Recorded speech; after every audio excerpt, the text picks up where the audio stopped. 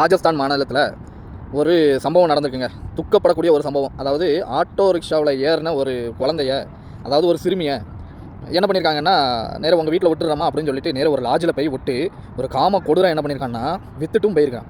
Rape பண்ணிவிட்டு வித்துட்டும் போயிருக்கான். அதோட சேர்த்து 30 பேர் சேர்ந்து அந்த பிள்ளையை ரேப் பண்ணி அந்த வீடியோ கூட வெளியில் ஆச்சு. அந்த குழந்தை அப்படி வலிக்குது வலிக்குது வலிக்குது அப்படின்னு சொல்லும்போது நம்மளுக்குலாம் வந்து மனசு வலிக்குது.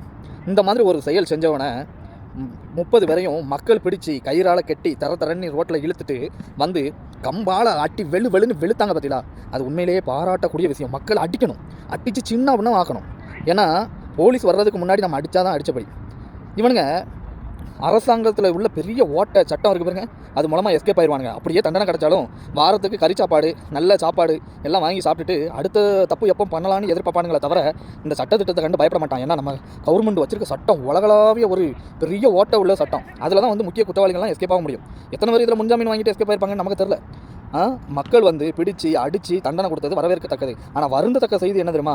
அந்த குழந்தைய ஈவு இறக்கமே இல்லாமல், மனிதாபிமானமே இல்லாமல் வந்து பண்ணி 30 பேர் வந்து கற்பழித்தாங்க பார்த்தீங்களா? இது வந்து ஒவ்வொருத்தரும் வருத்தப்படக்கூடிய விஷயம், மனிதநேயம் இல்லாத ஒரு செயல். இதெல்லாம் வந்து நம்ம இந்தியாவில் வந்து நடக்குது அப்படின்னா நம்மளாம் வந்து தலகுனியும் வைக்கத்தில். அப்படி அந்த அளவுக்கு மனித மிருகங்கள் இருக்காங்க. நம்ம சட்டம் அதை வேடிக்கை பார்க்குது. தண்டனை கொடுக்குங்கிற பேரில் சாப்பாடு கொடுக்குறதும் அவங்கள வந்து சுதந்திரமாக வந்து அலைய விடுறதும் ஒரு நல்ல சட்டமாக சொல்லுங்கள்? குற்றம் நிரூபிக்கப்பட்டால் உடனே வந்து என்கவுண்டர்லையோ தூக்குலையோ என்னத்துலையோ ஒன்று போட்டு கொல்லணும். அதுதான் கரெக்டு. அப்படி என்றைக்கு சட்டம் வருதோ அன்றைக்கி தான் நம்ம பெருமைப்படணும்.